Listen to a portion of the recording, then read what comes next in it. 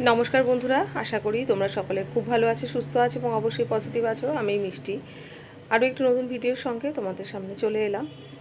तो प्रथमेই যেটা বলি প্রথমেই আমি ক্ষমা প্রার্থী। তার কারণ হচ্ছে গত দুদিন ধরে আমি তোমাদের সামনে আসতে পারিনি, ভিডিও করতে পারিনি। আসলে কদিন ধরে একটা সমস্যার মধ্যে দিয়ে চলছি এবং সমস্যাটা যে এখনো পুরোপুরিভাবে সলভ হয়েছে সেটা নয়। তো সেই কারণে আমি মানে ভিডিও করার ইচ্ছা আমার সর্বক্ষণ থাকে, তোমাদেরকে বলি, কিন্তু আমি সেই মানে কনসেন্ট্রেশনটা নিজের মধ্যে আনতে পারিনি। তো সেই জন্য আমি ভিডিও করতে পারিনি গত দুদিন ধরে। তো তার জন্য আমি ক্ষমা প্রার্থী এবং সেই কারণে তোমাদের কারোর ভিডিও আমি দেখতেও পারিনি। তো যাই হোক, সমস্যা তো লাইফে আসেই আর সেগুলো চলেও যায়। তো যাই হোক, আজকেও সকালের দিক থেকে আর ভিডিও করতে পারিনি, তো এখন ভিডিওটা করতে বসলাম। তো এটাই আর কি বলার ছিল। নিজেরই খারাপ লাগার একটা জায়গা, ভীষণভাবে খারাপ লাগে, তবুও কখনো কখনো মানে কি করব যেটা হয়। তো কোনো এক্সকিউজ দেওয়াটা আমার যদিও পছন্দ নয়, তবুও যেহেতু পরপর দুদিন আসতে পারিনি তো সেই কারণেই তোমাদেরকে বললাম আর তোমাদের ভিডিও দেখতে পারিনি। তো এই তো আজকের বিষয় যেটা সেটা দিয়েছে আমাদের মধুমিতার মনের কথা চ্যানেলের মধু। তো মধু যে বিষয়টা দিয়েছে সেটা হচ্ছে যে টাইম ম্যানেজমেন্ট আর হচ্ছে মানে মানে কাজে এতে এগুলোতে হচ্ছে মানে মন বসানোর যে উপায় বা কৌশল কিভাবে বসানো যায়। আর দুদিনের বিষয় গ্যাপ পড়ে গেছে, যেহেতু আমি গতদিনের বিষয়টা একটু যেটা মিতা চ্যাটার্জি দিভাই দিয়েছেন সেটা হচ্ছে যে জীবনের মধুর স্মৃতিগুলো মনে করা আর প্রথম সমুদ্র দেখার অভিজ্ঞতা। তো প্রথমে আজকে মধুর বিষয়টা নিয়ে একটু বলি, টাইম ম্যানেজমেন্ট। তো আমরা তো জানি যে সময় হচ্ছে কত মূল্যবান, আর সময় নষ্ট করা হচ্ছে সেটা কতটা একটা ভুল কাজ। যে সময়টা চলে যায় সেই সময়টা তো আর ফেরত আসে না। সেই কারণে হয়তো সব কিছু ফেরত পাওয়া যায়, কিন্তু জীবন থেকে যে সময়টা চলে যাচ্ছে সেই সময়টাকে কিন্তু আমরা আর ফিরিয়ে আনতে পারি না, কারণ আমরা জানি সময় বহিয়া যায় নদীর স্রোতের প্রায়। তো সেই কারণে নদীর স্রোতের মতো সময় বয়ে চলে, কারোর জন্য সময় দাঁড়িয়ে থাকে না। তো সেই কারণে জীবনের যে মূল্যবান সময়টা, প্রত্যেকটা সময়ের সৎ উপয়োগ করাটা আমাদের ভীষণভাবে দরকার। যে হেলায় নষ্ট করা সময়গুলোকে, যে আমাদের জীবনে যে মূল্যবান সময়গুলো ঈশ্বর দিয়েছেন, আমাদের লাইফের যে স্প্যানটা, এই যে পুরো সময়টা আর কি, মাঝখানে যে সময়টা আমরা কাটাই, তো জন্ম থেকে মৃত্যু পর্যন্ত, সেই সময়টা আমার মনে হয় প্রত্যেকের, প্রতিটি মানুষের মানে ছোট বড় নির্বিশেষে সকলের সেই সময়টাকে ঠিকমতো মানে সেটার ইউজ করা উচিত। যার যেরকম কাজ বা যে যেরকমভাবে করতে পারেন সেরকমভাবেই সময়টাকে ভালো কাজে সেটার ইউজ হওয়া উচিত বলে আমার মনে হয়। যে কোনো ভুল কাজে সময় নষ্ট করছি বা কোনো ভুল কথা বলে সময় নষ্ট করছি বা ভুল ভাবনা চিন্তা করে সময় নষ্ট করছি, এগুলো হচ্ছে সবই হচ্ছে আমাদের কাছে এক একটা ব্যাড কজ। এগুলো কখনোই আমাদের জন্য কোনো ভালো ফল এনে দিতে পারে না। যে জীবনের মূল্যবান সময়, যেটাতে আমাদের ভালো কোনো কিছু করা উচিত, যার যার সামর্থ্য মতো ভালো কোনো কিছু করা উচিত, ভালো ভাবনা চিন্তা, ভালো কাজ, ভালো ব্যবহার বা নিজের প্রতিটা মুহূর্তকে মানে সেটা এমনভাবে ব্যবহার করা যে সেটা যেন ভীষণভাবে মানে একটা প্রোডাক্টিভ কোনো কিছু এনে দেয়, বা সেটার মধ্যে যেন ক্রিয়েটিভিটি থাকে বা সেটার মধ্যে যেন পজিটিভিটি থাকে। যে কোনো কাজ আমরা হয়তো করছি কিন্তু নেগেটিভ একটা মানসিকতা নেই, সেরকম নয়। আমরা যে সময়টা পাচ্ছি বা যে সময়টাকে আমরা ভালোভাবে ইউজ করব সেটা যেন ভালোভাবেই হয়, সেটা কোনো নেগেটিভ কোনো চিন্তা ভাবনা দিয়ে বা যেটা দিয়ে কোনো নেগেটিভিটি আসবে সেরকম কোনো কিছু না, তাহলে সেই সময়টাকে নষ্ট করাই হবে আর কি। কারণ আমরা আমাদের চিন্তা ভাবনাটাকে কীরকম জায়গায় রাখতে পারছি বা আমাদের কাজে কর্মে আমরা কতটা মানে রেকটিফিকেশন আনতে পারছি বা ভাবনা চিন্তাতে কতটা রেকটিফিকেশন আনতে পারছি, এবং সেইভাবে আমরা সময়ের সঙ্গে কিভাবে নিজেদেরকে এগিয়ে নিয়ে চলছি সেটাও কিন্তু ভীষণভাবে দরকার। যে আমি গতকাল যেরকম ছিলাম, গতকালের দিনের সময়গুলো আমি যেরকমভাবে বা যে ভাবনায় বা যে চিন্তায় বা যে কাজে কর্মে বা যেটাই আমি করেছি, সেটার একটা যদি তার মধ্যে কোনো ভুল ভ্রান্তি হয়ে গিয়ে থাকে তাহলে সেটার একটা রেকটিফিকেশন ভীষণভাবে আমাদের দরকার পড়ে। কারণ যেটা নিজে করব সেটা হয়তো আমরা অন্যকেও শেখাতে পারবো যে এরকমভাবে করা যায়, নিজেকে চেঞ্জ করা।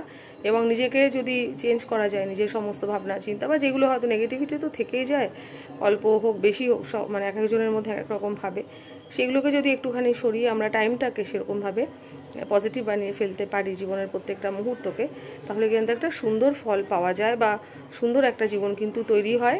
এবং একটা জীবন যখন সুন্দর তৈরি হয় তখন তার আশেপাশের জীবনগুলোও কিন্তু সুন্দর তৈরি হয়, বা সেই যে একটা মূল্যবোধ, সেই যে একটা শিক্ষা, যে সময়ের সঙ্গে চলা, সময়ের সঙ্গে অ্যাডজাস্ট করা, বা সময় যে কোনো সিচুয়েশান যেটা সময়ের সঙ্গে সঙ্গে হয়ে চলেছে সেগুলোর সঙ্গে অ্যাডজাস্ট করা, বা কোনো খারাপ সিচুয়েশানের থেকে ভালো কোনো কিছু নিয়ে সময়টাকে ইউটিলাইজ করা, বা সেটাকে নিজেকে রেকটিফাই করে সময়টাকেও সুন্দর করে সাজিয়ে নেওয়া, সেটাও কিন্তু আমাদের করাটা দরকার। এবং সেই সঙ্গে যারা আমাদের ছোট, যারা আমাদের হাত ধরে বড় হচ্ছে, তাদেরকেও কিন্তু সময়ের মূল্য কতটা জীবনে, যে এখনের কাজটা এখনই করতে হয়, বা কোনো কাজকে ফেলে রাখতে নেই, কারণ আমরা জানি না যে এখন আমার কাছে সময় আছে, এর পরের মুহূর্তে আর ঈশ্বর আমাদেরকে সময় দেবেন কি না। তো সেই কারণে যে কাজটা যখন করার সেই কাজটা সেই সময় করা দরকার, মুহূর্তে বাঁচা, প্রত্যেকটা মুহূর্তকে সুন্দর করে কাজে লাগানো। তো সেই জন্য আমাদের যারা ছোট, আমাদের যারা নেক্সট জেনারেশন, তাদেরকেও আমার মনে হয় যে সময় কতটা জরুরি, বা সময় মানুষের জন্য কতটা গুরুত্বপূর্ণ একটা ব্যাপার, সেটা তাদেরকেও শিখিয়ে দেওয়া দরকার, বা তাদেরকেও বুঝিয়ে দেওয়া দরকার যে সময়ের সঙ্গে সঙ্গে আমাদের কত কিছু পরিবর্তন হয়, জীবনের অনেক কিছু পরিবর্তন হয়। একটা জীবন যেরকম সময়ের সঙ্গে সঙ্গে বয়ে যায়, সেরকম আবার আর একটা জীবন সময়ের সঙ্গে সঙ্গে কিন্তু গড়েও উঠতে পারে। তো সেই জন্যে সময়ের মতো ভালো শিক্ষক আর সময়ের মতো ভালো হিলার আর আমার মনে হয় না আর কেউ হতে পারে। সময় আমাদেরকে যে শিক্ষাটা দেয়, বা জীবনের হাত ধরে আমরা যে শিক্ষাটা পাই, সেটা কিন্তু হচ্ছে সব থেকে বড় শিক্ষা, বা সেটাই কিন্তু আমাদের আসল অ্যাকচুয়াল শিক্ষাটা কিন্তু সেটা আমাদেরকে শিখিয়ে যায়। তো সেই জন্যে টাইম হচ্ছে সব থেকে বেস্ট টিচার, আর টাইম হচ্ছে বেস্ট হিলার, সেটা আমাদেরকে সবসময় মনে রাখা দরকার। তো সেই জন্যে সময়টাকে হেলায় নষ্ট করা নয়, বা সময় থেকে আমরা যে শিক্ষাটা পাচ্ছি সেই লেসনটা নিয়ে আমাদেরকে চলা দরকার। এবং আমাদের বোঝা দরকার যে রেকটিফিকেশনগুলো আমার মধ্যে হয়েছে, বা সময় আমাকে যে জিনিসটা বুঝিয়ে দিচ্ছে বা শিখিয়ে দিচ্ছে, সেটা অবশ্যই ভালোর জন্যে। তো এরকমভাবেই আমার মনে হয় যে এরকমভাবেই সময়টাকে, আমাদের জীবনের সময়টা, সেটাকে আমাদের ম্যানেজ করা দরকার। কারণ প্রত্যেকটা মুহূর্ত, একটা সেকেন্ড, একটা মানুষের জন্য একটা সেকেন্ড কতটা জরুরি, যে মানুষটা হয়তো মুমূর্ষু, তার কাছে একটা সেকেন্ড কিন্তু ভীষণ জরুরি। আবার যার কাছে প্রচুর অ্যাম্পল অফ টাইম আছে, তার কাছে হয়তো 1 ঘন্টা 2 ঘন্টা 4 ঘন্টা সময় কোনো কিছু ম্যাটার করছে না। যখন পরীক্ষা আমরা দিতে যাই, তখন কিন্তু 1 মিনিট সময় আমাদের কাছে কিন্তু অনেক কিছু ম্যাটার করে। বা হয়তো কোথাও একটা পৌঁছাতে হবে, কোনো একটা ইম্পর্টেন্ট কাজ আছে, সেখানে তো 1 মিনিটের জন্যে বা কয়েক সেকেন্ডের জন্য হয়তো সেই জিনিসটা হয়তো মিস হয়ে যেতে পারে। বা ওই পাংচুয়াল হওয়া, এটা ভীষণভাবে দরকার। পাংচুয়ালিটি, এটা মারাত্মকভাবে কিন্তু আমাদের হওয়া দরকার। কারণ আমাদের বাঙালিদের একটা বদনাম আছে যে আমরা পাংচুয়াল নই, আমরা কখনো সময়ের কাউকে কথা দিলে সেই সময় আমরা পৌঁছাতে পারি না। তো এটা একটা আমাদের বদনাম আছে। তো পাংচুয়ালিটিটা ভীষণভাবে দরকার, যে লেট হব না কোনো জায়গাতে। সেই কি বলবো, যে সময়টা যদি একবার হাত থেকে পিছলে যায়, সেই বালুর মতো তো সময়টা তো বালির মতো আমাদের হাত থেকে পড়ে যাচ্ছে। তো ওরকমভাবে সেটাকে ধরতে না পারলে শক্ত করে মুঠোর মধ্যে, তাহলে সেটা আস্তে আস্তে পড়তে একদম সেটা শেষ হয়ে যাবে। তো এই আর কি। আর অধ্যাবসায়, এটার কৌশল হচ্ছে মেডিটেশন করা, বা নিজের কনসেন্ট্রেশনটাকে ঠিক রাখা, নিজের মানসিক জোরটাকে বাড়ানো। কারণ মানসিক জোরটা যদি ঠিক মতো না থাকে, নিজের মধ্যে কনফিডেন্স, নিজের মধ্যে বিশ্বাস, যে মানসিক স্টেটগুলো আমাদের, এই জিনিসগুলো ঠিক না থাকলে তো মন বসানো মুশকিল। তো সেই জন্য রেগুলার যদি একটা মেডিটেশন বা রেগুলার একটা ফিজিক্যাল এক্সারসাইজের মধ্যে থাকা যায়, ব্যস্ত সময় হলেও তার থেকে একটু সময় বের করে। ছাত্রছাত্রীদের কথা যদি বলি, তাদের তো ভীষণভাবে মেডিটেশন করাটা দরকার, বা এখন প্রতিটা মানুষেরই মেডিটেশন করাটা ভীষণভাবে দরকার। বা সকাল উঠে কোনো একটা প্রেয়ার করা, একটা স্পিরিচুয়ালিটির সাথে নিজের একটা কানেকশান রাখা, যেটাতে কিন্তু আমাদের মন অনেকখানি কিন্তু ঊর্জাটা আমরা পাই আর কি, সেখান থেকে একটা ঊর্জা আমাদের মধ্যে আসে। তো সেই জন্য মেডিটেশন বা এই নিজের মধ্যে কনফিডেন্স, নিজের মধ্যে বিশ্বাস, যে যাই হোক না কেন আমি পারবো, এই যে একটা কনফিডেন্স নিজের মধ্যে রাখা, সেটা কিন্তু ভীষণভাবে দরকার বলে মনে হয়। তো এরকমভাবেই এটা আমি বললাম। আর গতকাল মিতাদি ভাই যে বিষয়টা দিয়েছিলেন, যে জীবনে মধুর স্মৃতিগুলোকে সবসময় মনে করা আর সমুদ্র দেখার অভিজ্ঞতা, তো মধুর স্মৃতিগুলো আমি মনে করি আমি যেগুলো আমার সাথে খারাপ জিনিস হয়েছে সেগুলোকে আমি ভুলে যাওয়ার বা সেগুলোকে আমি মনের মধ্যে অতটা জায়গা না দেওয়ার আমি আপ্রাণ চেষ্টা করি। কিন্তু তবুও যেটা হয় যে কিছু জিনিস এমন থাকে যেগুলো মানে ফিরে ফিরে আসে আর কি, যেগুলো মানে কেমন যেনভাবে আসে আর কি, ওটা মনের মধ্যে ভেসে ভেসে আসতে থাকে কিছু জিনিস। তবুও চেষ্টা করি সেগুলো মনের মধ্যে না আনতে। আর মধুর স্মৃতি আমি সবসময় মনে করি। এবং আমি আগেও তোমাদেরকে অনেক ভিডিওতে বলেছি আমি যেহেতু হাসতে খুব ভালোবাসি, তো সেই জন্য সেরকম কোনো ঘটনা বা যেটা হয়তো মনে পড়লে আমার হাসি পাবে বা হয়তো কোনো একটা হয়তো গল্প করছি হয়তো কারোর সাথে, তো সেরকম কোনো কিছু বলে হয়তো পুরনো কথা আর সেগুলোকে বলে হয়তো একটুখানি মানে হয় না মনটাকে একটুখানি ভালো করে নেওয়া, বা ছোটোবেলার কোনো কথা বা কী করেছি এই সমস্ত যে জিনিসগুলো এগুলো বলে একটু মনটাকে ভালো করে নেওয়া যায়।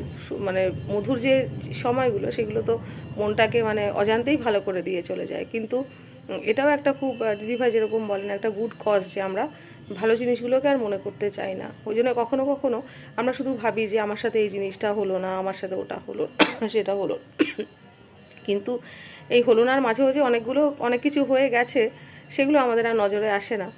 তো ওটা মনে করাটাও একটা কজ যে আমরা ভালোগুলো ভাবতে পারছি বা ভালোগুলো ভাবতে শিখেছি।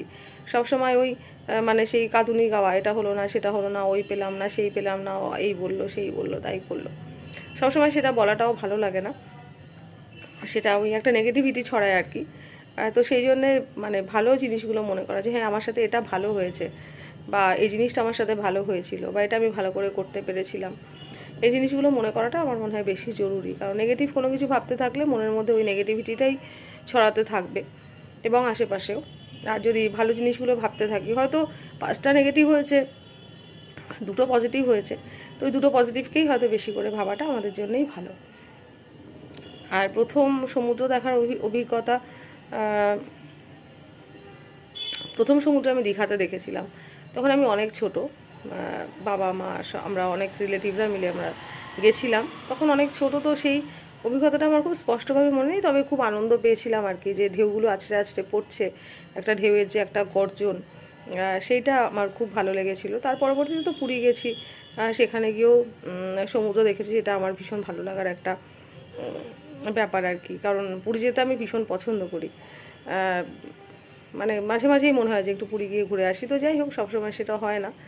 তো সমুদ্র সবসময় আমাকে টানে, সমুদ্র পাহাড়ের থেকে সমুদ্র আমি বেশি ভালোবাসি। তো সেই কারণে সমুদ্রে যাওয়া ঘোরা অভিজ্ঞতা এগুলো আমার কাছে সত্যি ভীষণ সুন্দর। আর আমি খুব খুব মানে চেরিশ করেছিলাম আর কি সেই মোমেন্টসগুলোকে।